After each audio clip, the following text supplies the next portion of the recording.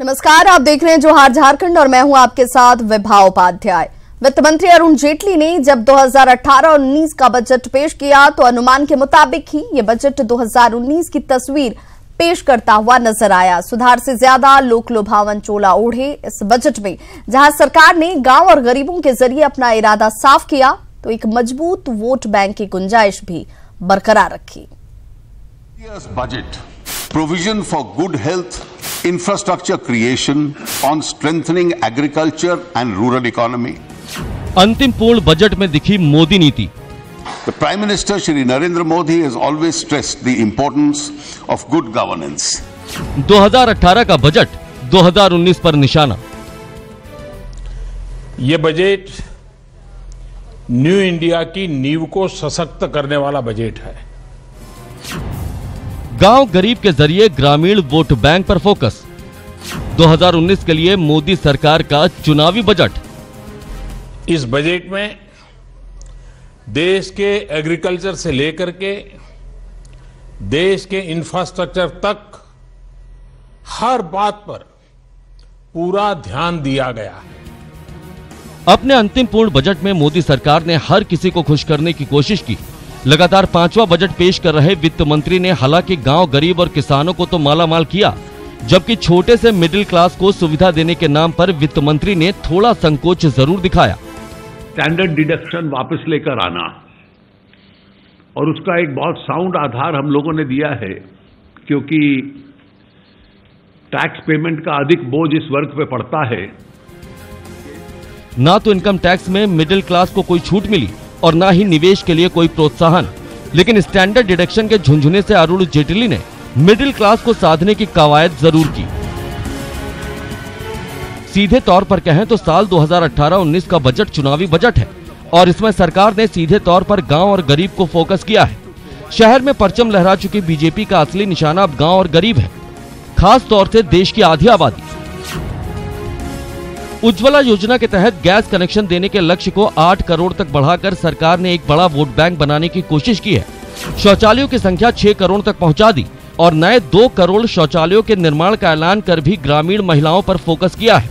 2018-19 के लिए आयुष्मान भारत कार्यक्रम के लिए 1200 करोड़ रुपए का फंड गरीबों में मोदी सरकार की सहानुभूति बढ़ाएगा। ग्रामीण इलाकों में इस वित्त वर्ष में 51 लाख मकान का लक्ष्य भी इसी वर्ग के लिए है। देश के बदहाल किसानों के लिए भी सरकार ने खजाने का दरवाजा खोल दिया है। फसलों की उत्पादन लागत से कम 1.5 गुना कीमत पर लेने का फैसला कर जहां सरकार ने किसानों का दर्द कम करने की कोशिश की, तो आलू प्याज टमाटर की बर्बादी रोकने के लिए 500 करोड़ के फंड का ऐलान कर किसानों को थोड़ी राहत जरूर दी है। दुनिया की सबसे बड़ी हेल्थ केयर स्कीम का ऐलान कर मोदी सरकार ने जहां अपनी नीति साफ कर दी, वहीं देश की करीब 40% आबादी को इसके दायरे में लाकर भी सरकार ने अपने इरादे का संकेत दे दिया है। अब देश के गरीब परिवारों को हर साल 5 लाख रुपए तक के इलाज पर अपने पैसे खर्च नहीं करने होंगे। मोदी सरकार भले ही युवा देश और युवाओं की बात करती है, लेकिन अपने बजट भाषण में वित्त मंत्री ने वरिष्ठ नागरिकों को राहत देने में कोताही नहीं बरती। इस वर्ग के लिए लोगों को बैंक और डाकघरों में जमा राशियों पर ब्याज से हुई आमदनी पर छूट की सीमा बढ़ाकर 50,000 रुपए कर दी गई है। अब इन्हें स्वास्थ्य बीमा के प्रीमियम पर भी 50,000 रुपए तक का टैक्स डिडक्शन मिलेगा। शिक्षा पर बड़े ऐलान के साथ ही वित्त मंत्री ने नई नौकरी के लिए भी बजट में कई ऐलान किए हैं, तो छोटे बड़े उद्योगों को भी राहत दी गई है, जिससे कि ज्यादा रोजगार के मौके पैदा किए जा सके। बजट में महिला रोजगार पर भी अलग से ध्यान दिया गया है। सीधे तौर पर कहें तो मिडिल क्लास को छोड़ दें तो हर वर्ग को, हर सेक्टर को जेटली की पोटली से कुछ न कुछ मिला। शायद इसके पीछे यही कारण हो सकता है कि शहरी मतदाता खासकर मिडिल क्लास से रिश्ता पुराना और मजबूत है। Bureau report, ETV news.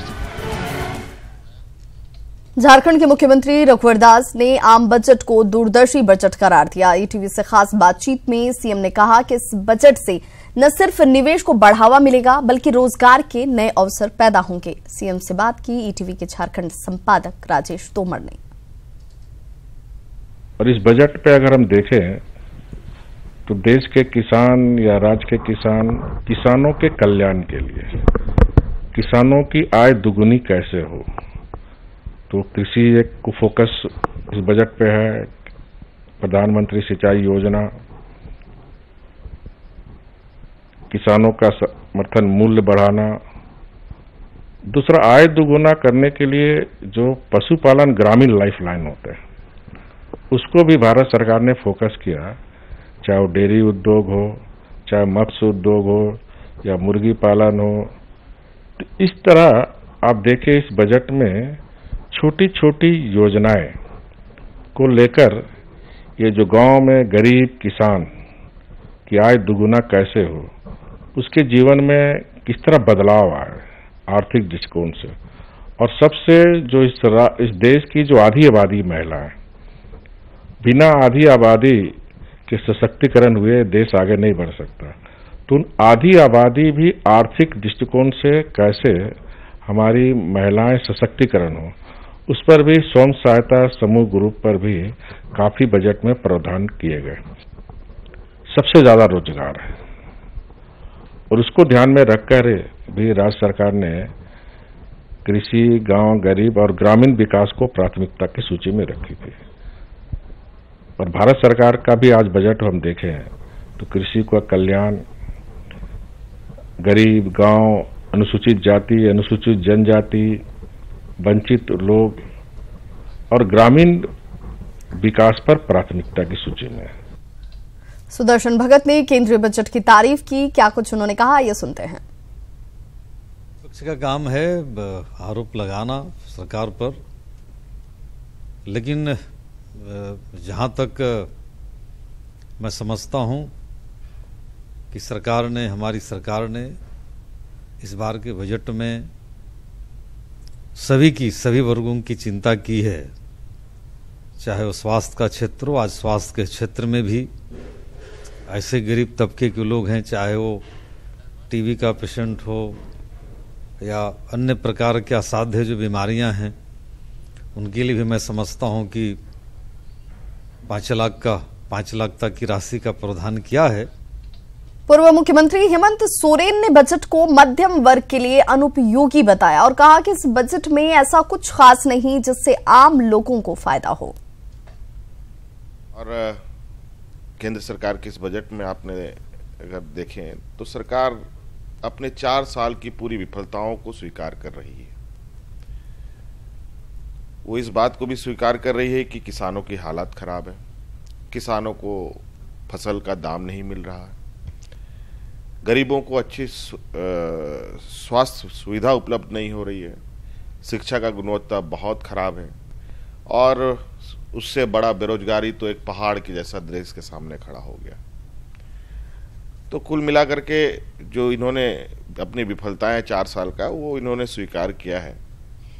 और रही बात टैक्स के विषय पे, कर के विषय पर, इसमें कोई लाभ लोगों को नहीं मिलता दिख रहा है, लेकिन जो इन्होंने टैक्स लगते थे उस पे जो सेस लगना था उसमें 1% का इन्होंने वृद्धि कर दिया है।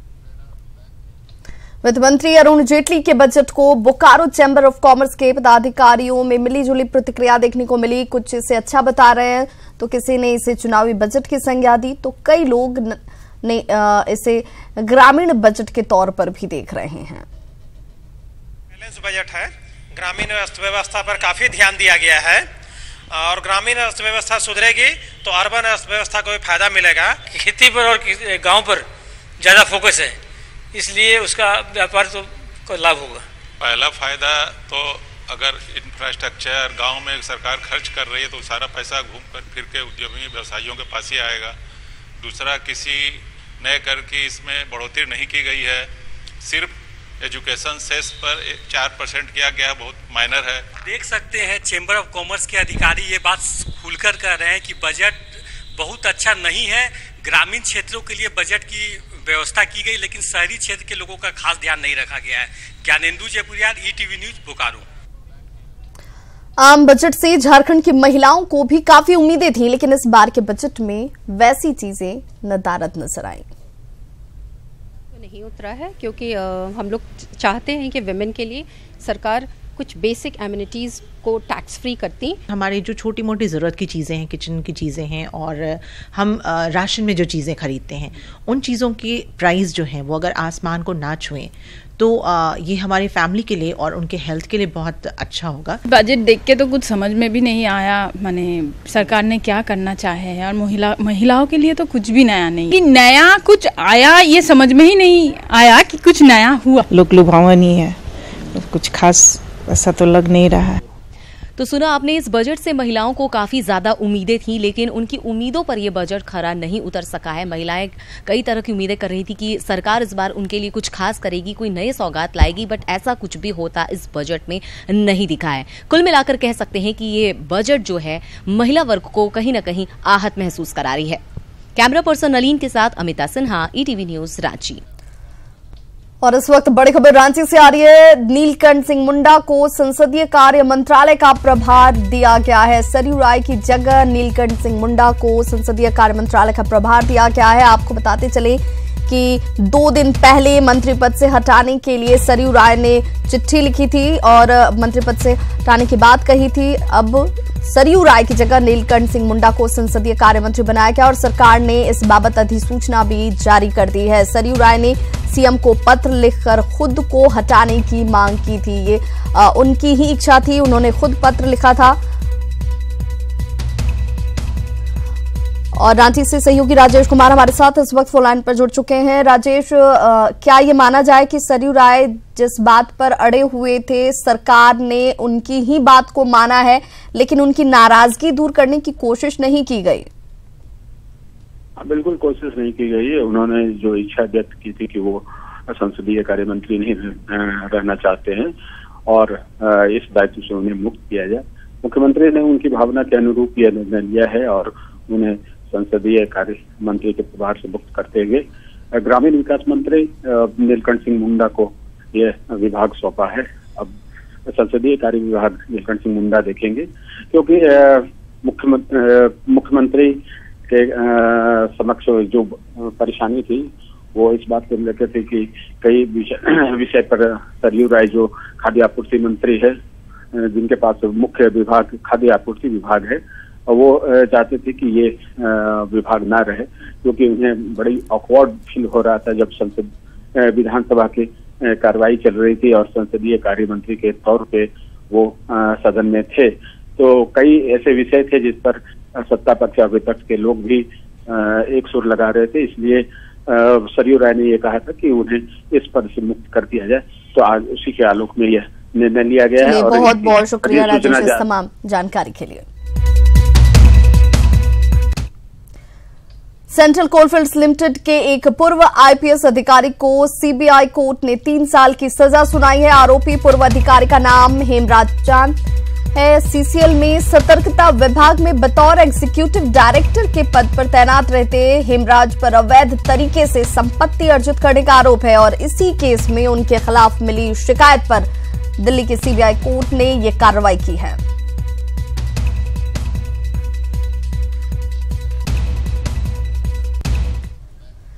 गोड्डा के महगामा में मानवता को शर्मसार करने वाला वाकया सामने आया। 11 वर्षीय मुकबधिर दिव्यांग बच्ची से एक प्राइवेट एम्बुलेंस चालक द्वारा दुष्कर्म किए जाने का मामला सामने आया है और इस मामले की प्राथमिकी महगामा थाने में दर्ज कराई गई है। पीड़ित परिवार की शिकायत पर पुलिस ने आरोपी को गिरफ्तार कर लिया है और पीड़िता की मेडिकल जांच कराई जा रही है।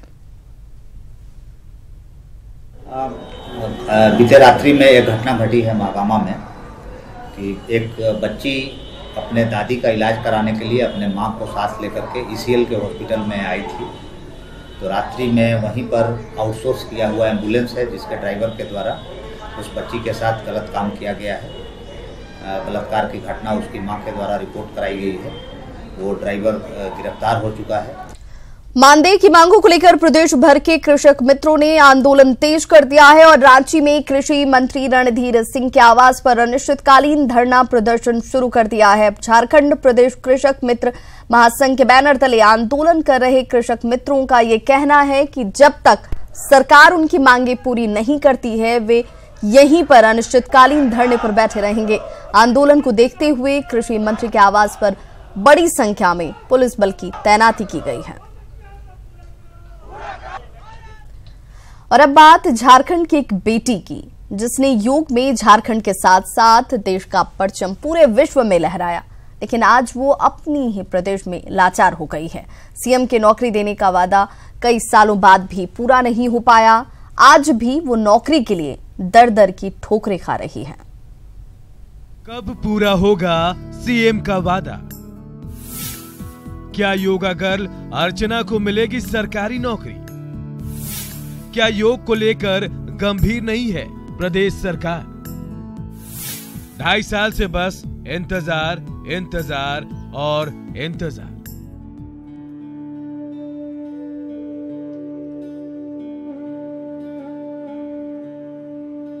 जिस योग की अहमियत को प्रधानमंत्री नरेंद्र मोदी ने समझा, जिस योग को पूरे विश्व में अहमियत दी गई, वो योग शायद प्रदेश सरकार के लिए ज्यादा अहमियत नहीं रखती। यही वजह है कि देश विदेश में योग के जरिए झारखंड का नाम रोशन करने वाली योगा गर्ल अर्चना को सीएम के वादे के 2.5 साल बाद भी सरकारी नौकरी आज तक नहीं दी गई। 2.5 साल से अर्चना इसके लिए सरकारी दफ्तरों के बस चक्कर ही लगा रही है। अभी भी वो बोलते हैं कि होगा, कब होगा, क्या होगा, मतलब पर्टिकुलर कुछ डेट फिक्स नहीं है। कहीं पर भी जाते हैं, किसी ऑफिसर से मिलते हैं, यही हुआ कि काम चल रहा है। कहाँ फंसा हुआ आपका किस विभाग में? हेल्थ डिपार्टमेंट में बोला गया कि हेल्थ डिपार्टमेंट में फाइल है, वहीं पे मतलब एक पोस्ट क्रिएट होगा, पोस्ट क्रिएट होने के बाद मतलब जॉब मिलेगा। सीएम के आश्वासन के बाद अर्चना ने उत्तराखंड में असिस्टेंट प्रोफेसर की नौकरी तक छोड़ दी, लेकिन आज सीएम का वादा है कि आज तक वादा ही बना हुआ है। आयुष विभाग की माने तो योग के लिए कोई पद है ही नहीं। वहीं अब स्वास्थ्य मंत्री अर्चना को फिर से आवेदन देने की बात जरूर कह रहे हैं। हमारे पास दिया अवसर भी दिया, क्या किया मैं नहीं जानता। हमारे मुख्यमंत्री की प्रतिष्ठा है, माननीय मुख्यमंत्री सरकार होते हैं, उन्होंने कहा है तो उनका अनुपालन करेंगे हम। पहले उसको पूरा सर्टिफिकेट के साथ उसको कहिए हमारे पास। हैरानी होती है जिस प्रतिभा को देश के दूसरे राज्यों में सम्मान दिया जा रहा है, वही उस प्रतिभा को अपने राज्य में ही उपेक्षित होना पड़ रहा है। अब तो सवाल उठने लगे हैं कि योगा गर्ल अर्चना को नौकरी मिलेगी या फिर नहीं, या फिर सीएम का वादा ही बनकर रह जाएगा। Upendra Kumar, ETV news, Ranchi.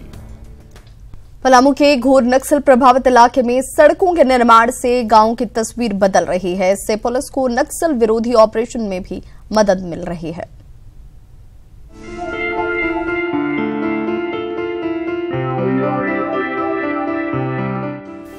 ये पलामू का घोर नक्सल प्रभावित इलाका मनातू है। मनातू थाने से चकगांव की दूरी महज 15 किलोमीटर है। कुछ महीने पहले तक इस दूरी को तय करने में घंटों लग जाते थे।